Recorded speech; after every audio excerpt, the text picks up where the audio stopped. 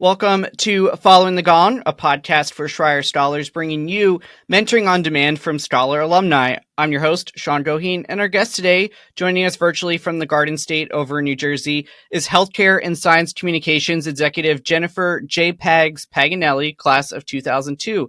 Jennifer, welcome. Thank you so much for having me, Sean. I am thrilled to be here and really look forward to our conversation. I'm looking forward to it too. You are clearly in the spirit with your football jersey there, on brand. Would expect nothing less from a communications professional like yourself. Yes. So, Jennifer, sorry, I know you asked, JPags. Yes, you are the president of Earned Media Relations at Real Chemistry. So, in real speak, what does that mean? Okay, in real speak, what the heck do I do? That means that I don't develop medicines. I'm not a researcher or a scientist, but me and my colleagues' job is to educate people about advances in science, in medicine, and access to health information in a way that they can digest it, connect with it, and hopefully take action on it. It's a very exciting field, one I wasn't really tracking on when I was in college, quite frankly, but it's really rewarding and it really makes a difference in real people's lives because we all have our health, right? We all can relate to that in some way, whether we're living with a medical condition ourselves or, a loved one, etc. So it's a really meaningful field. And my job as almost a translator of medical advances and news to lay audiences is really something I take great pride in. It's very important. And that's the high level. Awesome. Well, I'm looking forward to diving into that. But first, maybe the thing that you can translate for us to start is, how did the nickname come about to the point that you list that on your preferred informal name on the questionnaire that I give you? Yes. For this conversation, and you even have it listed professionally on your LinkedIn and stuff. I do. It's pretty wild. I work at a company now where there are a lot of Jennifers. So when I started my current role here about 9 years ago, they said, "Gosh, there's too many Jennifers on this one email. You got to use a nickname." I said, "Oh, I've got one. JPags." That's what they called me when I was in high school playing softball. That was my nickname. My last name is Paganelli. JPags, that's that. I was a pitcher. And so, yeah, Pags taking the mound. That's it. And even my license plate. I have a Penn State alumni license plate that I am very proud of, and it has the Nittany Lion head and JPags. So when I introduce myself on meetings, I say, truly, call me JPags. Everyone does except my children. So feel free to call me that. And it's very memorable. People seem to remember me, so we'll stick with it. Hey, it's all about that personal brand, right? That's it. So, friend of the college and past guest, Ken Graham always likes to ask, where were you living on your 16th birthday when you were in high school as a softball pitcher? And I'll add, as a child growing up, what was your ideal grown-up job? Oh, man. Well, when I was 16, I was living in East Hanover, New Jersey. That's my hometown. It is the home of Novartis today, a major pharmaceutical company, which is maybe that meant something. Who knows? At the time, it was Sandoz. Lots of great pizzerias. And gosh, at the time of 16, I was getting excited for my driver's license. I was playing sports. I was all in on that and just enjoying my friends. I'm an only child. So I was just hanging with my friends all the time and just having a grand old time. And college wasn't even on my radar screen. I knew from my parents, my upbringing, that college was going to be in my horizon at some point. But it wasn't really on my mind. I was just focused on having a good time and getting as much softball in as humanly possible. And then that's how it all started.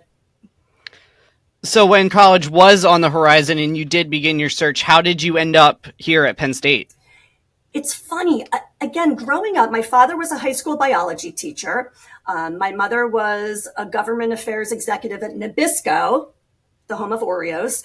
And again, we didn't really talk about specific colleges. But I had an English teacher in high school named Mrs. Barbara Wiggins, phenomenal human. And she suggested it to me. She said, Jen, she didn't call me JPags. She said, Jen, I really think as you explore different colleges, you should put Penn State on your list. I think you'd be a great fit. I think you would enjoy the size of it and all the opportunities. So why don't you think about it? I said, okay, well, I'm going to see colleges anyway. I might as well add it. So I had checked out, we road tripped to see the University of Delaware. I didn't even get out of the car. I said, nope, this is not for me. We went to the University of Maryland. I pet the terrapin or whatever it was, the turtle. And I was like, yeah, this is all right. But then when I got on the campus of Penn State, I said, this is it. I said, I want the full college experience. I want a big school. I want to be far enough away where my parents can't, just show up on my doorstep. But I want a lot of opportunity. And I felt that the campus and just the vibe brought everything at all of those things. So I said, I think this is the place. This is the place for me. Well, it certainly was, because you, in your own words, as a professional storyteller, I'm going to quote here from your responses to me: studied hard and partied hard and squeezed every last drop out of my college experience, including a fabulous study abroad semester in London. So can you give us some insight on your Penn State experience? Oh, man, I really enjoyed every minute at Penn State.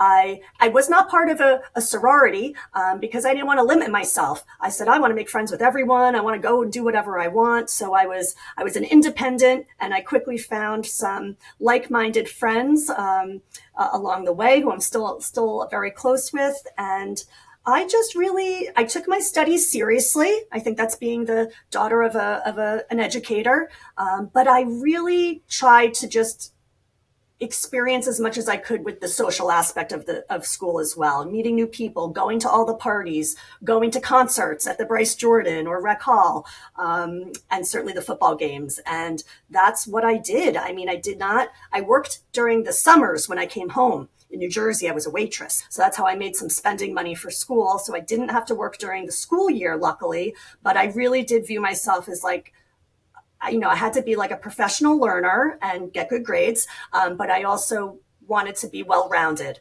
from the social aspect as well. So I think I had a pretty good balance. Well, clearly you did, because you got into the college as a rising sophomore, junior. And can you talk about what inspired you to make that decision, and then also, how you picked your area of study on top of that? Sure. It's funny. I found my letter. I had it in a shoebox. The letter inviting me to be part of the Schreyer Honors College. Yeah, like you said, I was just a regular undergrad, and I did get good grades. So when I think it was around sophomore, junior year, I got the letter inviting me to consider being part of the Honors College. And I didn't even know what that was all about. I said, oh, well, I'm not really, I kind of had a different perspective of that. I said, oh, well, that might be a little dorky. That might be a little too intense for me. I've got a good thing going here. But what really appealed to me was the idea of writing a thesis. I thought that was like a really big, cool challenge. And also the idea of study abroad. That was something that was of interest to me. And I said, if this could help me maybe get there, let's do it. What do I have to lose?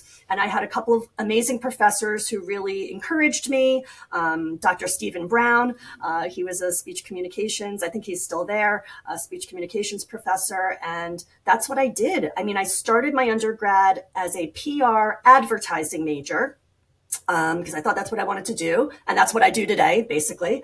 But I was a little bored by it. I was bored by the curriculum wasn't like super exciting to me. We were learning about P.T. Barnum and stuff. And I was like, all right, I think maybe I could go a different direction. And I was really interested in language, in rhetoric, in that type of study. In fact, when in high school, I competed in something called declamation, which is when you recite famous speeches. And I was the New Jersey state champ. No big deal. So anyway, I think that was part of my interest in speech communication. And so when I did transition to the Schreyer College, that became my focus area. And I was really pleased by it, but it was a little daunting. It was a little daunting, but it was a great experience. And so you go through, you're trying to make the absolute most out of your experience.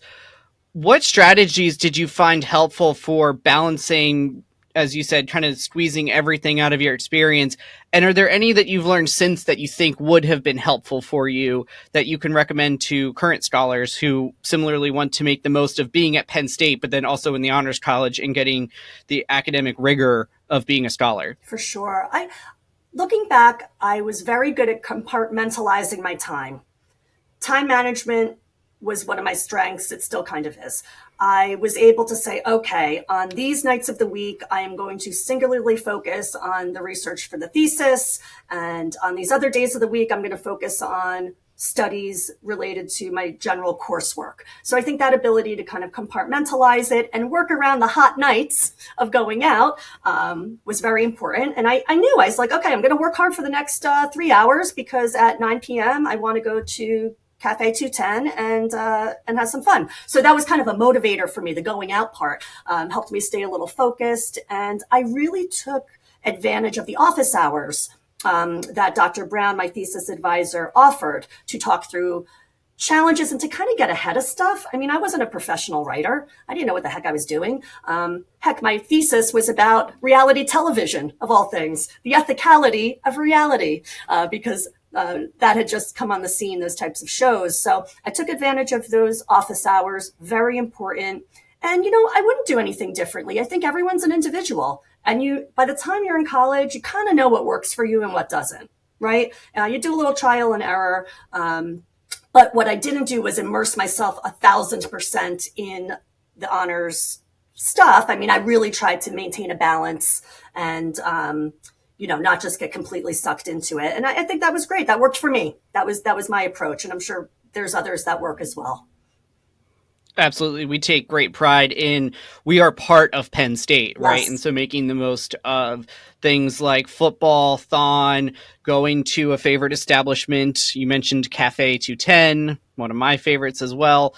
Not sponsored in any way, just happens to be but maybe they should. One where I don't know if the brand alignment as we get into those kind of things. But you mentioned your thesis, and it was on reality television, kind of in the dawn of modern reality television. Can you talk us through that project? But most importantly, what impact it's had on your career in terms of the research, writing, etc.? For sure. I loved pop culture. I still do. Loved magazines, television, MTV, you name it. That was my life growing up.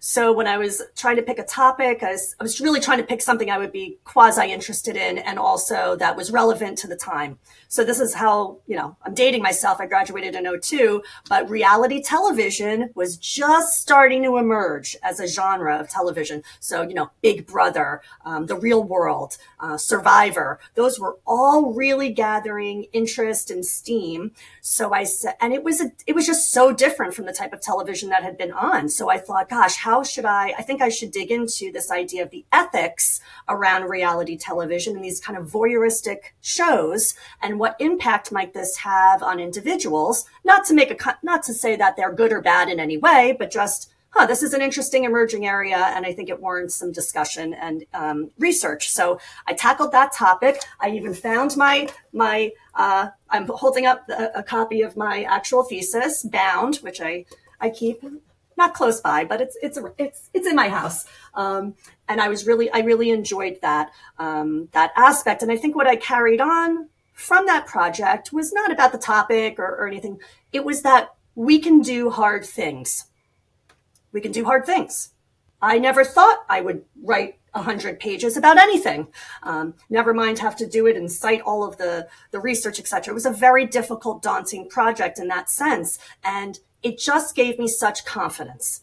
Wow, if I can tackle this, and I didn't even think this wasn't even on my radar screen, I can kind of do anything. So, I think as we start our careers and evolve in our careers, we're always faced with new challenges. And when you are challenged, that's when you have the most growth. If you're comfortable and you're just coasting, that might be fun, but you're not really moving forward. So that gave me a lot of confidence. It was a little less about the research itself and more about the process, Absolutely. And to date myself a little bit, Jersey Shore was the big one during college for me. Jersey Shore, right? That wasn't even out yet. Gosh, I probably could have been on it. I know some people that were, but yeah, it really was crazy to see how it exploded and took on, and how those people became influencers before the word influencer was even a thing. So when I look back, it's pretty exciting and funny, that's what I picked up on. Well, I think you were ahead of the curve on looking at some of the modern media trends there. Perhaps I was. But obviously, you had to turn your attention to finding a job after you graduated. So, first, how did you go about finding your first job? And then, as somebody who has hiring responsibilities now, what advice would you give to current scholars based on your experience both then and now as a team leader? I spent a lot of time when I graduated going on informational meetings with people who were executives at different types of organizations, in communications firms and at pharmaceutical companies, because that's what was close to me in East Hanover, right? I told you about Novartis, for example. So I was very lucky in that my mother was connected to a few folks in that space. She didn't get me a job, but she said, I think you should go talk to Brandy Robinson, who leads advocacy relations at Novartis at the time. Go see if she'll talk to you for an hour. Bring your resume, see what she suggests. So ironically, Brandy is now an executive at Merck, and we work together, which is crazy. But she was the one that told me, listen, if you like communications, if you want a varied experience and you want to learn a lot in a short amount of time, working for a public relations agency might be the way to go, because you're going to be able to work at a company that maybe specializes in a few areas: consumer goods, financials, healthcare, etc. And you can figure out what area you like the most and get exposure to all of that. So after talking to a few other folks, they all kind of said the same thing. I said, I think agency is going to be my pace. It's faster. I'll learn more. So she connected me to someone else at Ogilvy Public Relations. Again, I went in as an informational meeting. I didn't go in. There was no job opening. But at the end of that meeting, they said, an entry-level person just quit. Would you like to take an entry-level job in our healthcare practice on Monday? I said, I said, of course, that sounds terrific. Meanwhile, I'm thinking, what the heck is healthcare communications? I had never even heard of it, but it was at an agency and in New York. And I said, well, let me just go for it because I need a job. And also, if I don't like this area, maybe there's another area that I can sneak into, but this would get my foot in the door. So that's what I did. So the idea of networking and doing the informational interviews, I just thought was so valuable. And the key is to maintain those networks. I maintain contact with those folks forever, still today, and now we're colleagues. So that's, I think, the generation now and current students. You are so highly networked. You were born in digital.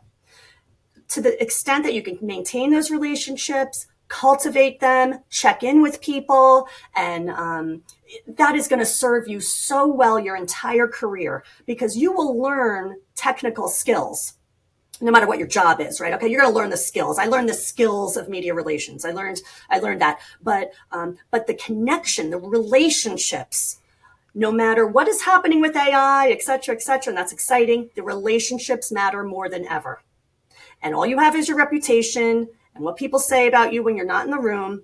And to the degree you can forge and cultivate relationships throughout your career and life, it will serve you well. That is really good insight there, JPags. Now, you're in that first role. You're at a media agency, PR agency.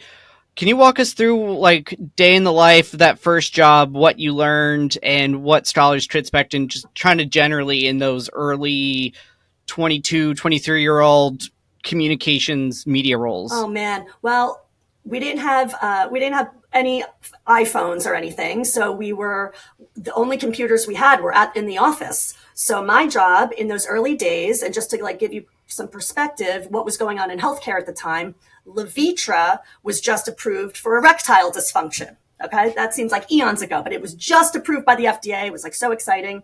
And my job was to go into the office very early. I think I had to get there at 6:30 a.m. and monitor the news from the day and night before in the morning and type up reports about news coverage of Levitra, of that space, of the company, etc., and send out a report to all of the senior executives at that company and on that product brand team. So it was, in my mind, like the most important thing to do. It was very stressful.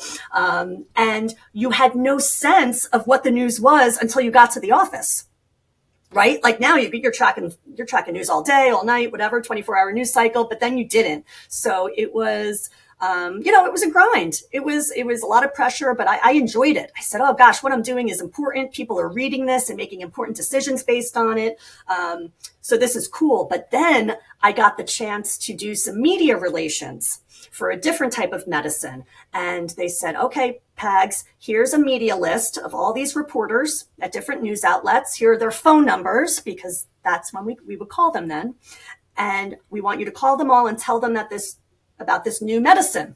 And that was the start of my love for media relations, cold calling someone. Such a hard thing. Gosh, hey, did you hear about this news? I think your readers are going to want to know about it. Would you like to interview someone? So once I got a taste for that and saw the coverage that resulted immediately from those conversations, I said, oh, I'm hooked. This is what I need to be doing, because I liked that kind of instant gratification of seeing the result of my work versus it just going out into the ether and you didn't know what would happen from it. So that was really exciting.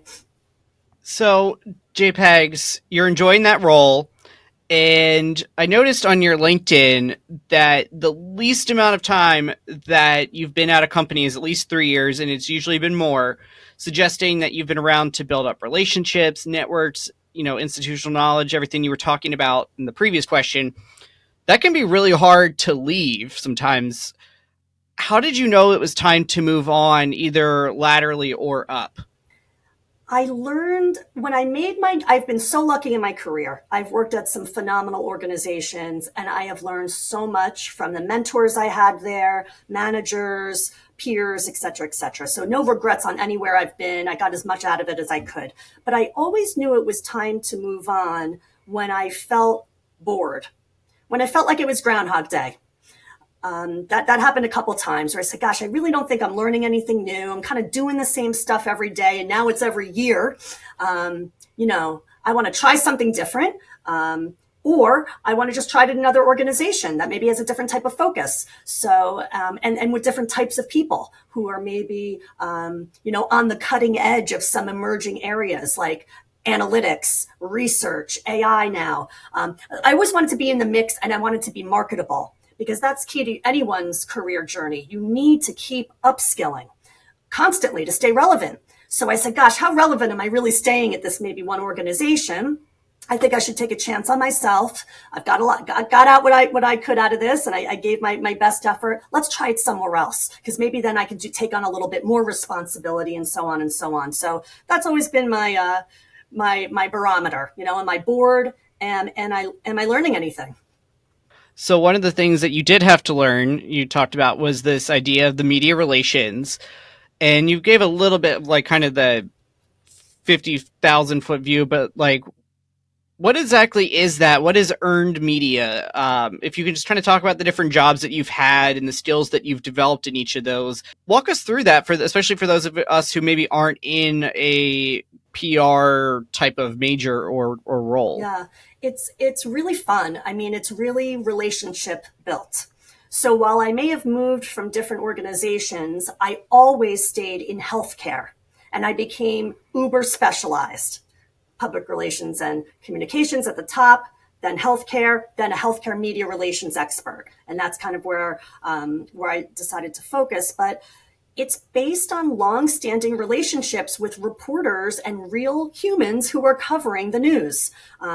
So that's really fun to me. I love going out to meet with editors and reporters at the Wall Street Journal or the New York Times, or podcasts, to understand what are they covering? What do they find of interest? Where could I be helpful on behalf of my clients? I loved that aspect of it. And again, that's social, right? And that takes time. You don't just build relationships in 1 year. So right now, for example, let's take last night. Last night, I went out to dinner with the CEO of a podcast company. And we were talking about new podcasts he's launching, how we can help maybe connect him to some of my clients who have very distinct perspectives on different areas of health, access to medicines, using AI to help discover drugs faster, et cetera. So I just love that human aspect of the job. And that's something that's been very, very consistent. But, now I'm learning about things like AI. How can we use AI as communicators? How can we, to complement what we're doing? Won't replace my job, because it just makes it more important for me to forge these relationships with reporters, editors at different outlets. So when you're scrolling your phone in the morning, or you're on Instagram, whatever, a lot of that content may be generated or informed by work me and my team are doing. We're not just dealing with traditional reporters either. We're dealing with influencers, right? Maybe and influencers, not just the Kim Kardashians. I don't do that, but physicians who are online and really using social channels to get out important information about medical conditions or answer questions from the community. We're working with them too. So that's exciting, because my job is to make sure that news is getting to our end audience, whether it's a patient, a doctor, a care partner, in a channel where they're already living their lives. Some people are watching local news. Some people are reading a newspaper, online, whatever. Some are getting their news only on TikTok. I need to know that. And we, and my team, we need to make sure that we're helping our clients who tend to be a little bit more conservative. It's the pharmaceutical industry, so there's a lot of regulation, but break through in a meaningful way to get this potentially life-saving information about new medicines, new approaches, support to those people on the right channels. So it's really evolved, but the relationships aspect, the partnership aspect has not changed at all. So JPags, a lot of the things that you're talking about, whether it's like a new drug or a therapy or new technologies that can influence what research is done, the experience of patients, the physicians and other medical professionals using it, more or less kind of you can plan that out, how long once this drug is approved, how to start marketing it. But something like COVID that, came out of nowhere basically. Yeah. So this could probably be a whole thesis topic for some of our current installers, but in your experience, how did that impact your work in healthcare communications? It just underscored how critical communications is to improving the lives of people. I mean, COVID happened. We were all impacted by it. And as a healthcare communicator, we were like, game on. This is what we live for. Now our clients are the ones researching vaccines, COVID treatments, and life and death things where time matters. And where getting the right information out is even more important, because we saw misinformation proliferate and disinformation, and it was all hands on deck. And we really felt that we were in a very privileged spot to be able to work around the clock to help our companies and those scientists who were doing, really the hard work to get that information out in a timely way, where we're balancing hope with hype. We didn't want to overpromise on things, and to make sure the right people were getting it. Because what COVID showed us is, yes, medicine is important. Science will win. It did win. But there are some very real gaps when it comes to health equity, trust in the medical system and the information. And that was something that it was always there, but it came to light even more. And so I was really honored to work with organizations like the Black Coalition Against COVID, with Dr. Reed Tuxen, one of the leading physicians, and to really tackle misinformation and help build trust with the Black community as it pertained to the vaccines, etc. Finding the right trustworthy voices to provide information, people they could relate to, etc. So it was just a remarkable time. It kind of went by in a blur because we were all in every day. And it was just something I'll look back on and be forever proud. And I hope we, not only as communicators, but as a nation, really take with us some of the very hard lessons learned from that experience, because, I think the pendulum has swung backwards a little bit. And anyway, we could talk for 3 hours about COVID, but it was quite a time. Absolutely, it was. Now, in a broad sense, you've kind of talked about audience and different, channels that you funnel information through, whether it's traditional media, online, influencers, or podcasts. So how do you go about deciding, like, I want to reach this audience, this is how I'm going to talk to them, and this is the channel I'm going to talk to them through? What are your, just kind of, you don't need trade secrets, but like, what are your general thought processes on deciding these things? That's a great question. And we've come a long way, because back in the day when I started, we used to shake a magic 8-ball and that would tell us what to do. I'm joking, but we were really using our best. Not far off. We're not far off. But today we have data and analytics that can really help us understand who these potential patients might be, where they live, what are they into, where are they living their lives, are they gamers, for example, and they're spending a lot of time on Twitch, etc. Our data and analytics are so phenomenal, and that's why I came to Real Chemistry, because I said, oh man, that's not something I really know about, and they do it in a compliant way, etc. But it's to really understand the patients, their journey to getting a diagnosis, and understanding the conversations they have with doctors, understanding the language they might be using online. We have a lot of linguists on our team that actually, they have PhDs in that, and can help us understand. And it all matters because it helps shape not only the channel we might be using to reach someone. Okay, we know people of this age group, maybe with this condition, are on TikTok, but who's going to resonate with them the most? Who should deliver the message?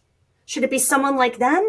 Should it be a physician like that? Should it be an infographic? Should it be a TikTok video? You see, and the analytics can really help us. We don't have to guess anymore. So I'm so lucky to work at Real Chemistry, because we have a team. We have 2,000 employees, and we have 200 people who just focus on analytics. How lucky am I? So again, we get back to networking. I have on my bat phone the numbers of all the people and experts at my company. Who's really smart at analytics? Who's really smart with paid media? Who's my value and pricing expert that I can call at any time to get smarter and ultimately to provide the best counsel to the client? Because fun fact, half of my day is spent telling clients what not to do. They have news, and I might say, you know what? Earned is not the way. A reporter is not going to cover that story. It's an important story for other reasons, right? We got to talk about the science of a medicine, etc. But gosh, you know what would be better, more impactful for your audience? To do a really cool, highly visual LinkedIn post, because that's where your audience is that you're trying to reach with this message, right? So that's the fun part. And we have so many more tools at our disposal. It used to be we just had a press release and a phone. That was pretty lame, but now we've got so many different tools. We've had such a better understanding of our audiences, and it really helps us be more precise in what we're doing and takes the guesswork out of it. That is really cool. And so you came at this with a degree in communication arts and science, speech communication. You have presumably people with computer science and the data analytics side of things. And then you also mentioned linguists. So what kind of, especially for liberal arts majors, or the ones that are less obvious, they're not a PR ad major, they're not data science, what should they be doing to work, find roles similar to on your team where you're employing linguists? Yeah. Gosh, it's such a good question. I don't know that I know the answer, except to maybe follow organizations like mine, bigger companies in a certain space, because oftentimes those companies like Real Chemistry, we are constantly putting out thought leadership pieces, blog posts. We have our own podcasts where we have different experts across our network talking about different trends. And I always learn something. We have PhDs, medical PhDs, that help us understand the nuances of new medicines and new promote mechanisms of action. It's wild. We have medical illustrators. I didn't even know that was like a thing. And not only are they just drawing medical images, they're using AI to visually create and tell these beautiful scientific stories and patient stories. So it's interesting. I don't know if I know exactly how to point people to like learn about all these things. But again, I think that's where informational meetings with someone you do know or something that is close to what you do can really help you open the aperture a little bit and understand a little bit more, and following some organizations that are kind of paving the way. I learn something every day about smart people that work in my company, and yeah, it's pretty awesome. Well, speaking of learning, the next question I had, and you've kind of answered this as almost thematically embedded through a lot of your other answers, but we can take a little bit of a deeper dive.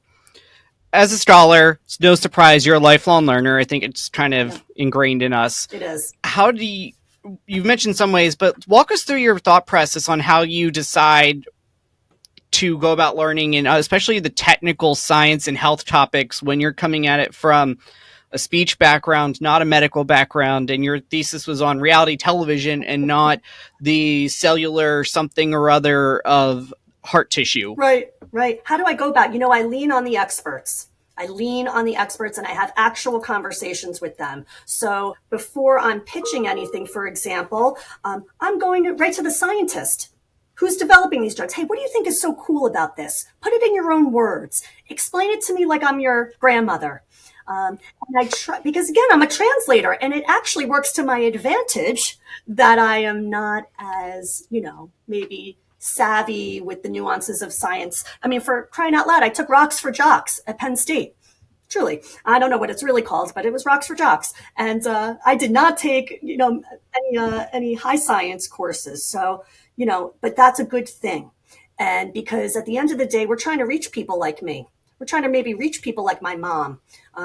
She's not an expert. So I've got to be able to kind of take what the experts are saying, what they want to convey, and not dumb it down necessarily, but just simplify it. Take out the jargon, make it relatable. And in many cases, it's not just the written words that do that, like a press release, maybe you issue about something, or it's the person who's conveying it.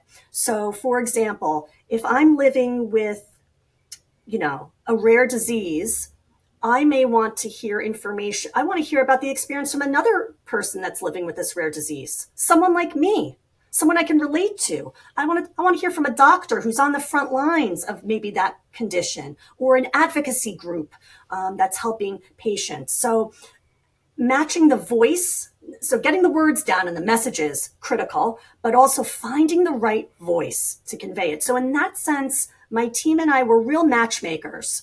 We're matchmakers. We have to understand, how do we get this news out? Who's best to convey it? Over what channel? When? And how do we amplify it and make sure even more people can see it? So it's just not a one and done thing. So it's a great challenge. I learn every day from human beings. I learn from AI. I learn from having a varied media diet.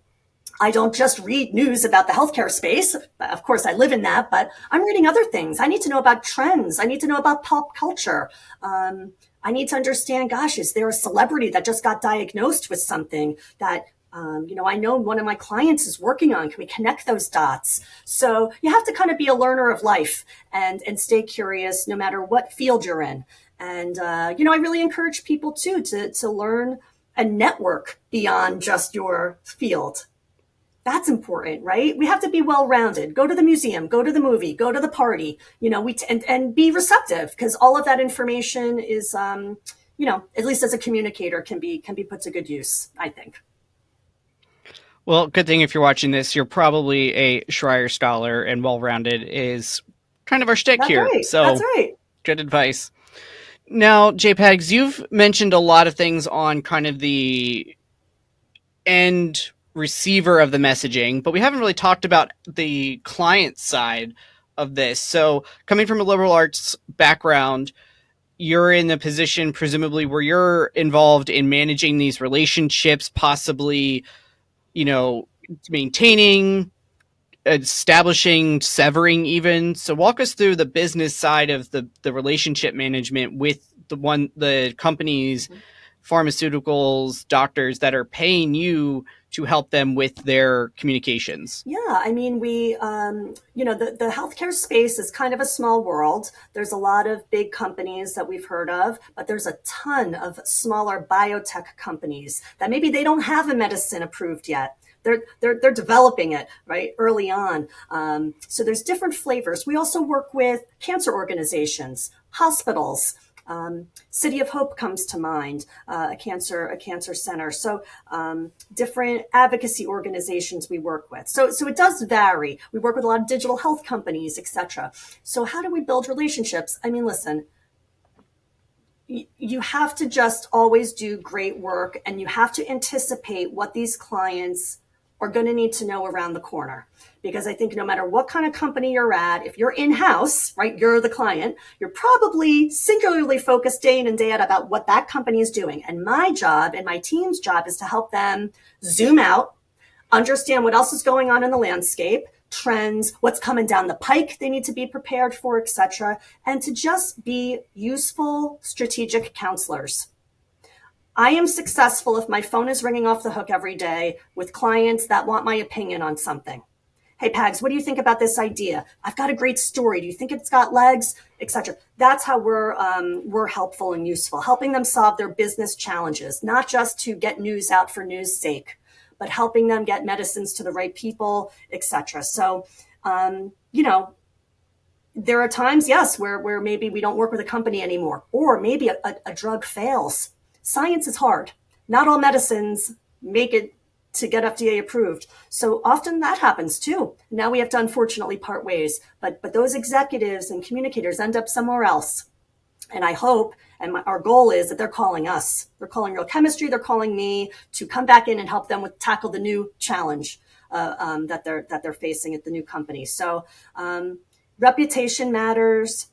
Be adding value in every interaction matters, and being a nice person to work with. This is hard stuff. It's a team sport, and sometimes you got to work weekends, roll up your sleeves, and you're in it with your colleagues and your clients. Are you someone you want to be in the trenches with? That's I wish it was be nice. Be funny, be someone you want to throw back a beer with, but also, tackle the hard stuff. So, if we can all, and my team and I, we do a good job of that, not just with reporters, but with our clients, I hope. So, it's not rocket science, but it's pretty important. So that begs another question, and you kind of teed me up perfectly here. So you're in a managerial role, and you haven't been an individual contributor since early in your career. You've been in a lot of leadership roles. How did you and continue to adjust to being a manager and a leader where you maybe necessarily can't always be the one rolling up your sleeve, but giving the direction, the strategic vision, and delegating, even though that's original IC work is what drew you to your career path? How do you manage that? If I could call it a kind of a mental conflict. It's an interesting problem because you're right. Like if you move up in your career and you take on more managerial responsibilities as a subject matter expert, that can hurt you, because now I'm out of the game.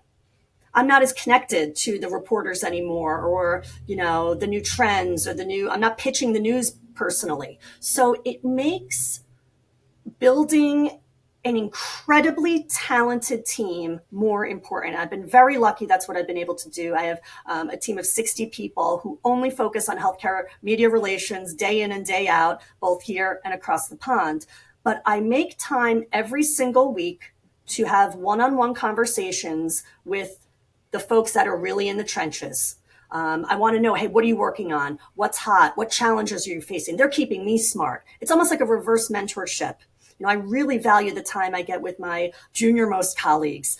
They're teaching me about AI and about where they're consuming their news, and I'm curious about that. So I really rely on my team to keep me smart. I rely on technologies and the like to keep me smart. And you have to trust your team. You have to trust your team. They're very capable. They're phenomenal humans, and we genuinely like each other. There are no egos. It's like, this is healthcare. We're not selling sneakers. we're trying to help people with their lives. So there can't be an ego. We're here to help each other out. So when you're surrounded by very smart people who are motivated by the same mission and get up every single day to make the world a healthier place, using maybe more traditional things like earned media, but also innovative kind of newer technologies, that's a recipe for success. And so, yes, I manage people now and spend a lot of my time making those types of decisions and hiring, but I still make the time to learn what they're doing. They keep me honest, and I still make time to meet with reporters and share that intelligence and share trends and all of that with my clients. That keeps me fresh and not out of the game. Awesome. Now, speaking of developing those skills, whether technical, people-oriented, or otherwise, what should scholars work on developing now, and especially those interested in either STEM careers or communications careers, knowing that most things are learnable other than maybe being a nice person? Yeah, I think you can learn that too if you want to. But yeah, how do you keep learning and getting? Yeah, learn how to work with a team. Learn how to work with a team. I always, when I interview new college grads, they're always talking about their, college projects and, gosh, I have to work with all these people, and they might be annoyed by that. But it's like, I get it, but like you are successful in life unless you are a bench scientist. And even then I would argue that you're working with other scientists. You're not going solo. You need to know how to work with people. You need to know how to persuade. It does not matter what industry I'm in. I need to be able to convince you that my perspective should be considered, that maybe this news article is worth covering because of this reason. You need to learn how to persuade. So, I feel like you learn that through observation in some senses. You surround yourself when you're in a job. You're gonna pick up on things quickly. Who's impactful in that way? Who can persuade? Who is nice? Who's effective? Who's moving up the ranks? And what are they doing? And you take the good and the bad. You throw out the bad. Okay, I don't want to be like that. I want to be like this. And you try to emulate it a little bit. And you have to get comfortable asking for feedback. And it doesn't mean, oh, can you give me feedback after this call or after this meeting? That's too general and that's too much work. It's, hey, I'm trying to work to be more concise and confident when I present an update on this call. Would you keep me honest? Sean, will you tell me after the call how I did? What can I work on? And I find asking for that type of advice and counsel in real time, not waiting for a review, not waiting for something to hit the fan, is so helpful. So, again, it comes back to kind of team dynamics, learning your skills and knowing what you're good at and what you're not. And going in with curiosity and not an ego. Because at the end of the day, we all learn from each other and we all pay it forward. And again, you can go to more college and learn technical skills and that's awesome and you should, but anyone can do that. If I wanted to, if I really wanted to, I could go back and learn how to be a hairdresser maybe. I'm joking, but but I can't learn how to collaborate necessarily. No course is going to teach me that, or how to be curious. So anyway, I like listening to a lot of podcasts, different experts, who that I can take tips from here and there and observe around me who's doing it well. That is really good insight there, JPags. Now, speaking of podcasts, I have this one, but I'm no media communications expert as much as I might like to think I am at times. So what questions about the topics that we've discussed today should I have thought to ask you, but I didn't? Or maybe a better way to phrase this, what questions do you get from those junior employees, your mentees, your interns, or even your clients or reporters that would be helpful to discuss here at the back end of our conversation? Well, I love that question. And I call that the meatball question. I prepare clients to answer just those types of questions at the end of interviews because every reporter worth his salt is going to ask that. Did I miss anything? What else would you like to add? The one thing I wanted to reiterate, first off, just thank you for having me. This was a great discussion. I had a great time. I hope that your listeners leave realizing there are so many different career paths you can take. Learn what you're good at, learn what you don't like, and try to find a job, not necessarily that you love, but that's going to pay you for the things you're good at. that energize you, that get you charged up. I was so lucky that I fell into healthcare. I didn't know it was a thing. And I've been in healthcare my entire 20 plus year career. I will never leave.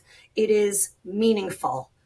Every day, the work might be hard, the clients might be challenging and moody or whatever it is. But at the end of the day, I know in some teeny tiny way what me and my team are doing is going to help someone when they need it the most, when they get an unexpected diagnosis, when they're now going to Google to find, reputable articles and information about a condition. It matters. So think about that. Think about, the area you want to focus in and how it's going to make you feel as a contributor, not just to the world, but, will it sustain a nice career for you that can challenge you and that can keep you surrounded by smart, innovative leaders. You'll find it. You'll get there. And trust yourself and be yourself. That's all. That's all you can do. Everything else is what are you going to do? There's no handbook for much of this stuff, right? There is not, but that is why we have this podcast to help at least a little bit along the way. So, JPags, I just have a few reflective wrap-up questions here for you. So this first one is your chance to brag. What would you say is your biggest success to date? Oh, man. Oh, God, success to date. Geez. Listen, I'm most proud of my team. I have the best team of media relations experts in the industry. I'm not just bragging. I mean, it's true. We are the best. We are thoroughbreds. We are great people, and we're great partners. And I am so very proud of that. The folks on my team, I've been there 9 years, going on 10. They've been here 5 years, 10 years, 15 years, 20 years. It's wild. So, when you got a good thing going, do what you can to kind of keep it intact. I'm very, very lucky, but I'm also proud of some of the medicines that I've helped companies usher into the world, specifically the first gene edited medicine by CRISPR Therapeutics that was based on Nobel science and was FDA approved a year or two ago. The first CRISPR-based medicine ever approved by the FDA to treat conditions called beta thalassemia and sickle cell disease. Two very, very debilitating conditions that make you tethered to a hospital because you need infusions. And it was incredible science, incredible excitement around this. But the most important thing I'm proud of is the very real patients who were brave enough to be part of that clinical trial. And then when it was approved, received the drug and now are, effectively cured from their disease. What a remarkable once in a lifetime thing. We're going to look back on CRISPR and 20 years from now, it's going to change medicine. And that was the start of it, right? So Keytruda, Merck, hello, immunotherapy is changing the game in cancer. I worked on Keytruda when it was just getting its first approval. Now it's up to, dozens. It is remarkable to be in the middle of an evolving landscape that's always changing, that is just helping real people.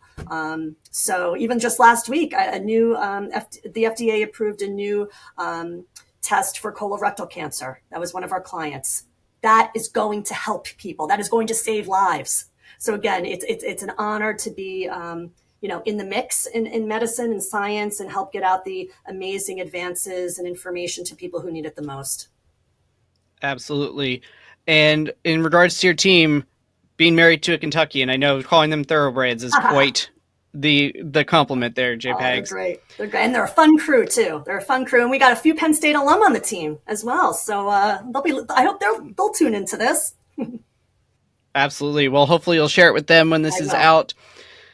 But on the flip side of all of those successes, I'm sure you've had some stumbles along the way.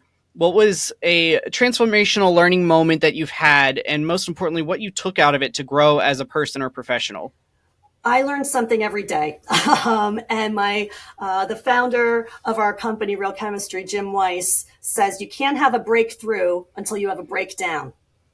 Can't have a breakthrough until you have a breakdown. Okay, so let's just rethink when we do have a breakdown. Maybe there's some opportunity ahead that we're not tracking on. But one moment that comes to mind is when I was early in my career and I had an interest in this specialty of media relations. Thought I was pretty good at it. I knew what I wasn't good at. Spreadsheets, all of that. I don't want to do that. And I said, hey, I want to specialize in this area. I think I can have some real impact, make some real impact. And they said, nope, you're too young.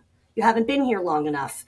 We have rules. You need to, need to abide by all the red tape and all the things. And I said, screw this. I said, I'm going somewhere where they're going to be happy that I want to grow in my career here and learn more and do this type of job. It's valuable. At the time, that was like an emerging kind of specialty. And so I left. I didn't like leaving the people. I didn't like leaving the clients, but I stayed in healthcare and I went to another firm that was building and cultivating an earned media team in healthcare.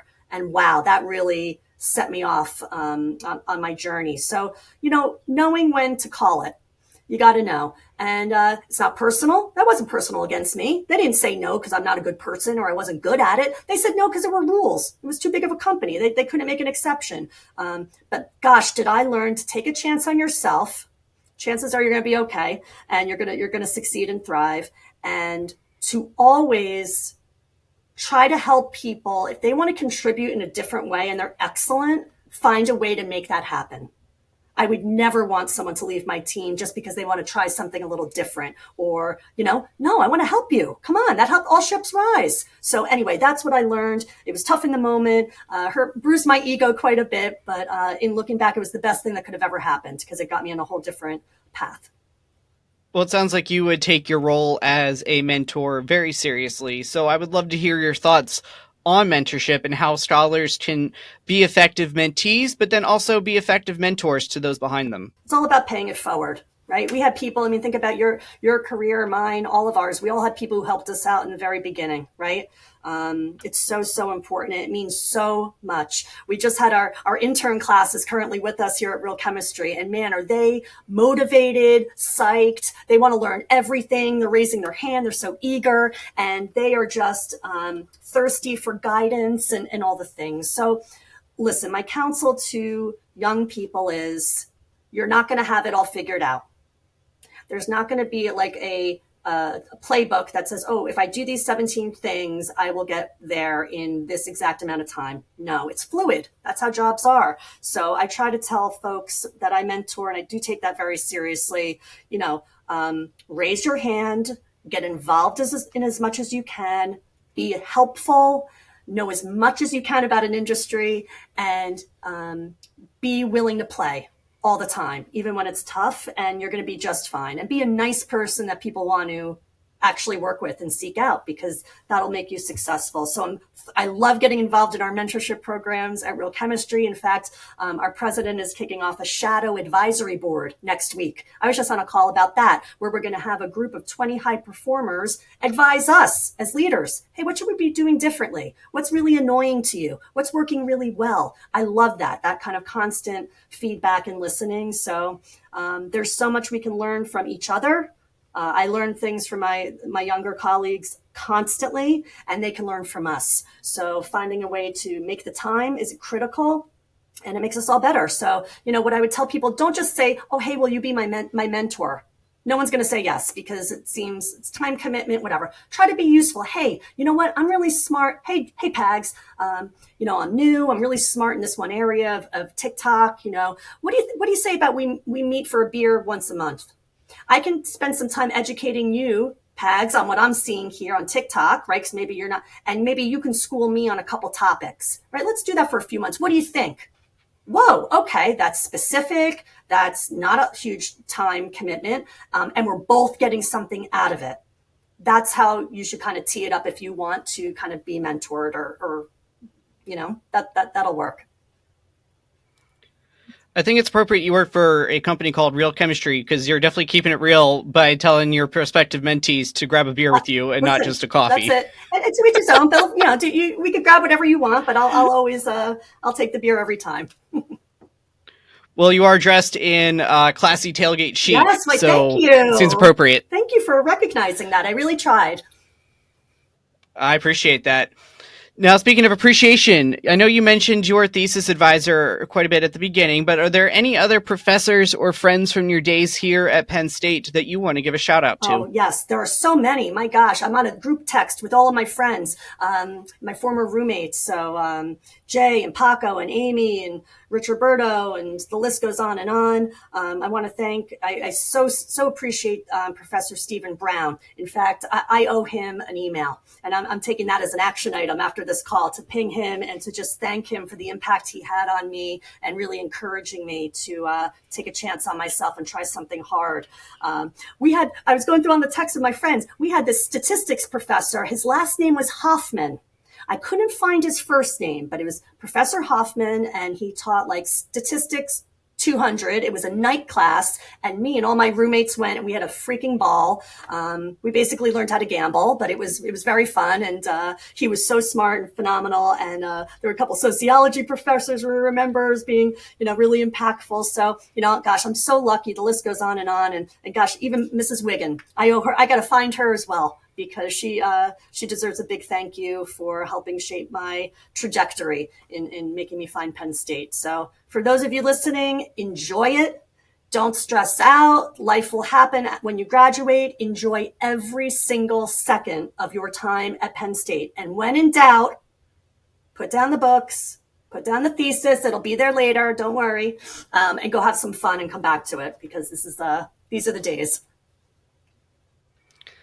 I could not have said that any better. And in terms of you being ahead of the game for your clients, it's like if you learned how to gamble with statistics, obviously now with a lot of legalized sports betting and I stick to the scratch offs. A scratch off on my birthday. That's it. JPags, what is the best way a scholar could reach out to you if they do want to grab a coffee or an adult beverage with you and pick your brain, either in person in New Jersey or virtually over Zoom? Please ping me on LinkedIn. I think you'll include that maybe in the show notes or whatever, but please ping me on LinkedIn. I'm very responsive. Absolutely. Follow me. I'll follow you back. Let's get some time. I work in New York City a few days a week, so I'm always in there, or I'm in Northern New Jersey, and getting even more involved in the Northern New Jersey chapter of Penn State alumni. So that'll be fun. So gosh, just hit me up. Happy to take time and to meet you and hear what you're up to, and help in any way I can. Absolutely. And if you're over 21, maybe you could meet up when you're back in town. Absolutely. At certain establishments. That. Yes, that would be fantastic. Nice day on the porch. Great idea. And speaking of Penn State specialties, JPags, the hardest question that I'm going to ask you, hopefully all week, that you've gotten: if you were a flavor of Berkey Creamery ice cream, which would you be? And the most important part here is, why would you be that flavor? I would be, wait for it, happy, joy. Because I'm generally a happy person.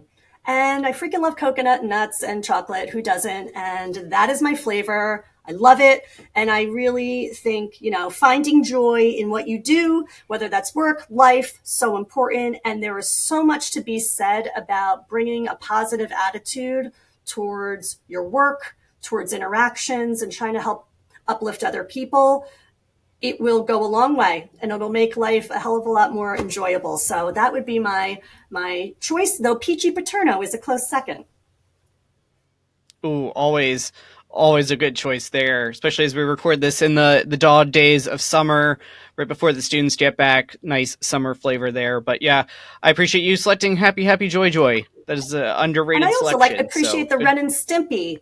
Right? Remember Happy Joy. That's what Ren and Stimpy. You're probably too young to remember who Ren and Stimpy are, but anyway, for another time.